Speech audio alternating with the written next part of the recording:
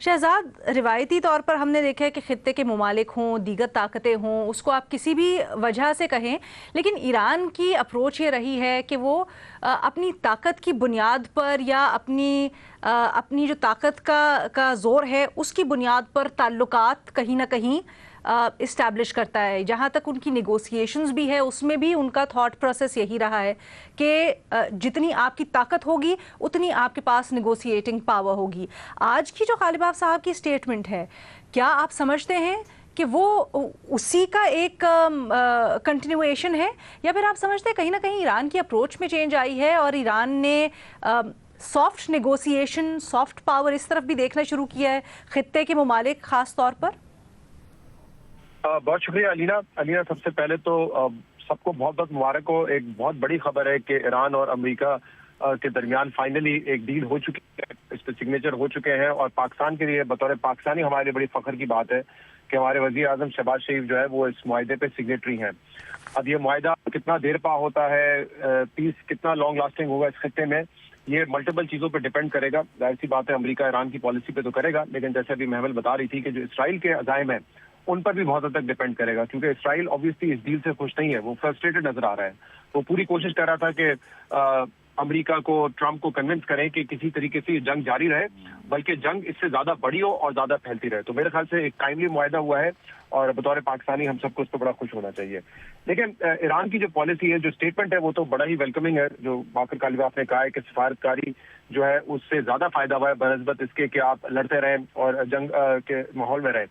दो इसके पहलू है। देखिए, मैमल ने एक बात की कि अभी जो यूएस से ताल्लुकात हैं या यूरेनियम का जो मामला है, उस पर 2015 में भी हमने देखा कि यूएस के साथ एक एग्रीमेंट हुआ, यूरोपियन कंट्रीज के साथ हुआ, और अभी भी ईरान जो है वो बातचीत जरूर कर रहा था। लेकिन ये उनकी पॉलिसी का एक हिस्सा है ना कि अभी उनके ओमान में मुज़ाकरात हुए, जिनीवा में मुज़ाकरात हुए। लेकिन क्या ईरान की पॉलिसी मुकम्मल तौर पे डिप्लोमेटिक रही है? डिप्लोमेसी के जरिए उन्होंने जो है अपनी रीच को बढ़ाने की कोशिश की है? मुझे लगता है ये इतना दुरुस्त नहीं होगा कहना, क्योंकि ऑब्वियसली जो एक जिनको वो कहते हैं कि एक्सिस ऑफ रेजिस्टेंस है, जिसमें हुतीज भी हैं, जिसमें हमास भी है, हिजबुल्लाह भी है, बशार अल-असद के साथ उनकी जो पार्टनरशिप थी, उसने ईरान को नुकसान भी पहुंचाया है कई पहलुओं में। और आज अगर आप देखें, अच्छा, तो इस डिप्लोमेसी की वजह से इस ना सिर्फ इस जंग में जो है हमने देखा कि सीज फायर हुआ है, बल्कि जो ताल्लुकात हैं अरब ममालिक के साथ, उनमें भी हमने कुछ बेहतरी, एटलीस्ट इंगेजमेंट तो देखी है ना। अब सोचें, यही जो इस वक्त मुस्लिम ममालिक हैं, जो खित्ते के ममालिक हैं, उनके साथ ईरान के उतने अच्छे ताल्लुकात नहीं थे, लेकिन जब ये जंग छिड़ी तो सऊदी अरब ने बहुत रिस्ट्रेन का मुजाहरा किया, कतर ने नेगोशिएशंस में कलीदी किरदार अदा किया। आप ये सिर्फ सोचें, अगर सऊदी अरब भी डिप्लोमेसी के जरिए जंग का जवाब जंग से देता तो आज शायद इस खित्ते के और इस जंग के डायनामिक्स बड़े मुख्तलिफ होते हैं। आज शायद पाकिस्तान की पोजीशन बड़ी मुख्तलिफ होती। तो इसमें तो कोई डाउट नहीं है, ईरान ने जो अपना जंगी दिफा किया है वो तो भरपूर किया है, लेकिन क्या उसने अमेरिका को मुकम्मल तबाह कर दिया है? क्या इसराइल को खत्म कर दिया है? ऐसा भी नहीं है ना। और ईरानी खुद इस चीज का मेरे ख्याल से एतराफ करते हैं कि ऐसा नहीं है कि हमने उनको इतना नुकसान पहुंचाया कि वो बिल्कुल ही एक वीक नेशन बन के रह गए। हाँ, अमेरिका की ग्रोथ क्या है, डिक्लाइन क्या है, वो एक अलग बहस है, लेकिन ईरान ने एटलीस्ट अपना दिफा जो है भरपूर तरीके से किया है। लेकिन जो कामयाबी, जैसे खुद बाकर कालिबाफ कह रहे हैं, वो उनको हासिल हुई है एक डिप्लोमेसी के जरिए। और मेरे ख्याल से इन दोनों तीन शख्सियात एटलीस्ट जो हैं, जिनके नाम ज्यादा आते रहे, और भी लोग होंगे, जैसे अब्बास अरागची, बाकर कालिबाफ, मसूद पेज़ेश्कियान जो सदर है ईरान के, उन्होंने तो देखे अपने यहाँ जो हार्ड लाइनर्स थे, जिसमें IRGC के लोग हो सकते हैं, जो ऑब्वियसली लोग सुप्रीम लीडर के करीब थे, उनके पॉइंट ऑफ व्यू के बरस जाके उन्होंने ये डील की है। तो सोचे उनके ऊपर कितना प्रेशर होगा। तो मेरे ख्याल से उनको तो खराज तहसीन पेश करना चाहिए कि उन्होंने पॉपुलर लाइन लिए बगैर उन्होंने ये फैसला किया कि उनकी कौम के लिए ज्यादा बेहतर क्या है, इस खत्ते के अमन के लिए क्या ज्यादा बेहतर है। तो उन्होंने उनका डिसीजन तो यकीनन उसको हमें अप्रिशिएट करना चाहिए। अब जो मोमेंटम ये बना है डिप्लोमेटिकली, मेरे ख्याल से ईरान को इसको आगे फर्दर लेके जाना चाहिए, पुश करना चाहिए। इस खत्ते के ममालिक से ताल्लुकात अच्छे करें, मुस्लिम कंट्रीज के साथ ताल्लुकात अच्छे करें, और ये एंगेजमेंट के जरिए हो सकता है। अगर ये उनकी जो पॉलिसी रही है एक्सेस ऑफ रेजिस्टेंस की, जिसको ऑब्वियसली वेस्ट जो है कहता है एक्सेस ऑफ ईविल है, ये अगर जारी रहेगी तो मेरे ख्याल से फिर जो मौकिफ है बाकर कालिबाफ या उनके जैसे लोगों का, वो मेरे ख्याल से ज्यादा हर्ट होता है। तो डिप्लोमेटिकली इन चीजों को आगे बढ़ाने की मेरे ख्याल से जरूरत है। और इसमें कहीं ना कहीं देखिए, जब हम बात करते हैं ना डायलॉग और डिप्लोमेसी की हम तारीफ कर रहे होते हैं, तो हमें जरा इसको पाकिस्तान के तनाजुर में भी देखने की जरूरत है, क्योंकि कई हमारे इस वक्त इंटरनल और एक्सटर्नल मसाइल हैं जिसको हम बजोरे ताकत जो है वो हल करने की कोशिश कर रहे हैं। तो हमें भी ये समझना चाहिए कि ताकत आप एक हद तक आजमा सकते हैं, एक वक्त के लिए आजमा सकते हैं। इवेंचुअली अगर आपको हल निकालना है तो वो डायलॉग और डिप्लोमेसी के जरिए रहेगा। तो जो कोशिश हमने शहजाद, जंग को आप बड़ी अहम बात कर रहे हैं, लेकिन आप जब डोमेस्टिक डोमेस्टिक इश्यूज के ऊपर, डोमेस्टिक सियासत से मुतल्लिक ये बात करते हैं, तो मैं आपको कहूंगी hold on to that thought, क्योंकि अगला जो हमारा सवाल है वो इसी से मुतल्लिक है, तो उसके ऊपर खुल के अपनी राय का इजहार कीजिएगा। अभी जो हम इंटरनेशनल इशू को कह रहे हैं, मैं एक सेकेंड, मैं सिर्फ सियासत की बात नहीं कर रहा हूँ। इस वक्त हमारा ऑब्वियसली एक हॉट बॉर्डर अफगानिस्तान के साथ है, हमारे इंडिया के साथ मामला हैं, हमारे बलूचिस्तान के अलग डायनेमिक्स है, कश्मीर में एक अलग मामला है। तो सिर्फ पॉलिटिक्स नहीं है इसमें, इसीलिए मैंने कहा इंटरनल और एक्सटर्नल हमारे जो मामला है हमें ये देखना है कि डायलॉग और डिप्लोमेसी को मौका जरूर देना है। आपका इसमें, हाँ जी, वैसे छोटी सी चीज ऐड करना चाह रही हूँ कि ये पहले भी मैंने बात की थी, आपको याद होगा पिछले हफ्ते या उससे पहले बात हुई थी कि ईरान जो है वो एक्चुअली इंगेज करना चाहता है। उसने जो जीसीसी कंट्रीज को ड्यूरिंग द वॉर भी जो मैसेज दिया था वो यही था कि हम आपके दुश्मन नहीं है, हमें तो इकट्ठे मिलकर ही काम करना चाहिए। जो फॉरेन इंटरफेरेंस है, यानी कि जो मिलिट्री बेसिस जिस तरह अमेरिका को दिए और वो फिर हमारे खिलाफ हमारे रीजन के अंदर यानी कि ईरान के खिलाफ इस्तेमाल हो रही थी, तो वो कह रहे थे कि उसका नुकसान है इस रीजन को। वो बेसिकली ये चीज बावर भी करा रहे थे कि एक तो हम सेल्फ डिफेंस भी कर रहे हैं, दूसरा आपको ये इस चीज का नुकसान होगा। तो इसलिए अब मुझे ये लगता है, लेकिन एक महमल एक लॉन्ग टर्म पॉलिसी भी है ना ईरान की। मैं तो उसकी नहीं कर रहा था। एक सिर्फ जुमला मैं अगर ऐड कर दूं कि आप पावर ऑफ डिप्लोमेसी देखें कि इसराइल जो अमेरिका का इत्तेहादी है, इस जंग को उन्होंने साथ शुरू किया, लेकिन इवेंचुअली एक डिप्लोमेसी के लिए, एक डील के लिए ट्रंप इतना आगे बढ़ गए कि उन्होंने ये तक कह दिया कि इसराइल अमेरिका के बगैर कुछ नहीं है, और उन्होंने अपनी फ्रस्ट्रेशन, अपना गुस्से का इजहार किया। तो ये डिप्लोमेसी है ना कि एक मुल्क जो कि जंग लड़ा है,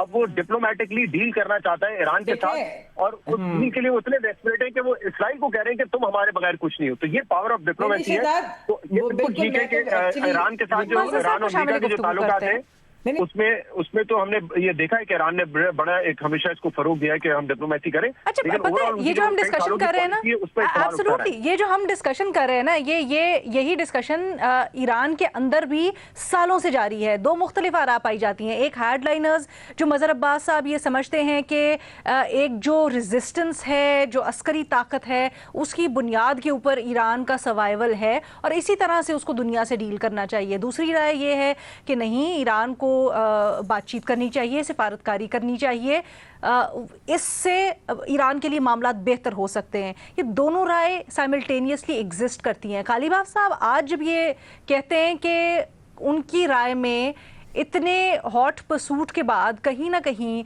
निगोसिएशंस अस्करी कार्रवाई के ऊपर बरतरी रखती हैं, तो ये क्या मानी रखता है उस इंटरनल डायलॉग के लिए भी जो कि ईरान के अंदर होता है? देखिए, सबसे पहले तो ईरान को समझे। देखिए, ईरान एक ऐसा मुल्क जो 40 साल की सैंक्शन में है। ईरान एक ऐसा मुल्क जिसने कई साल की जंग लड़ी है इराक़ के साथ। ईरान एक ऐसा मुल्क जिसके इर्द गिर्द जो है वो कहीं भी वो जाके कहीं तिजारत नहीं कर सकता, कुछ नहीं कर सकता। एक ऐसे मुल्क के बारे में आम तासुर ये था कि अगर इज़राइल और अमेरिका हमला करेंगे तो ईरान को बहुत ज़्यादा नुकसान होगा, और ज़ाहिर नुकसान तो हुआ। लेकिन जंग जो कह रहे थे कि चंद दिन में ख़त्म हो जाएगी, वो उसने 3 महीने तक जंग लड़ी और दिलेरी से जंग लड़ी।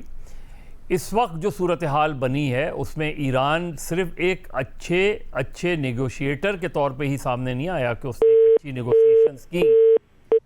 अच्छी नेगोशिएशंस की उसने, और अल्टीमेटली एक मेमोरेंडम ऑफ अंडरस्टैंडिंग के ऊपर आ गए। अभी तो जाहिर है जिस मुआहदे की हम बात कर रहे हैं उस मुआहदे में अभी थोड़ा टाइम लगेगा।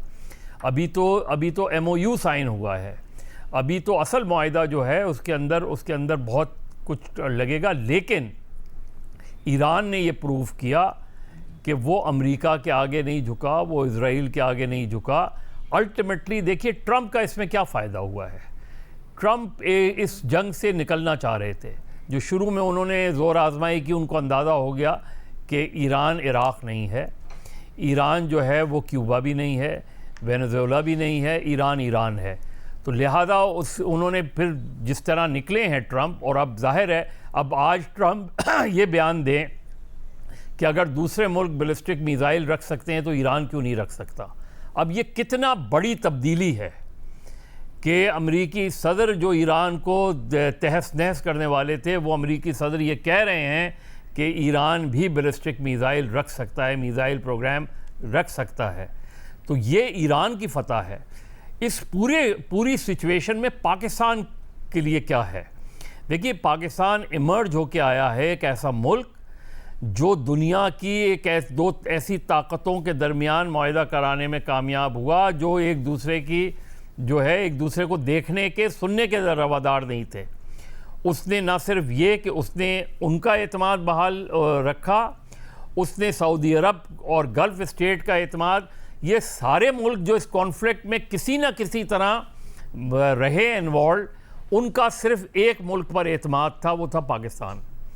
और ये ही पाकिस्तान का सबसे बड़ी अचीवमेंट है कि इस मुआहदे को भी इस्लामाबाद डिक्लेरेशन कहा जा रहा है, इस्लामाबाद मेमोरेंडम कहा जा रहा है। तो मेरा ख्याल है ये पाकिस्तान की बहुत बड़ी कामयाबी है।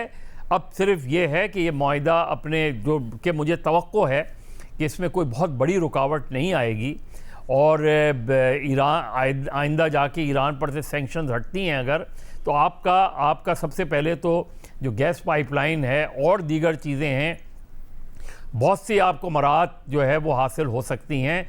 ग्लोबली पाकिस्तान जो इमर्ज होके आया है वो एक अच्छे मतलब आपको लेबनान में जो सूरत हाल है वो भी एक थ्रेट नहीं लगता इस मुआहदे को? देखिए, इसमें देखिए खतरात तो अपनी जगह मौजूद रहेंगे, लेकिन ईरान क्यों डिले कर रहा है? ओवरऑल आपको नहीं लगता कि कशीदगी की तरफ जाएगा मामला? ईरान इसलिए डिले करना चाह रहा था कि ईरान एक परमानेंट सोल्यूशन चाहता है। ईरान एक ऐसा सोल्यूशन नहीं चाहता कि आज मुआहदा हो जाए और 2 महीने बाद मुआहदा। और आप ये फील करते हैं कि ये एक परमानेंट सोल्यूशन की तरफ जाएगा?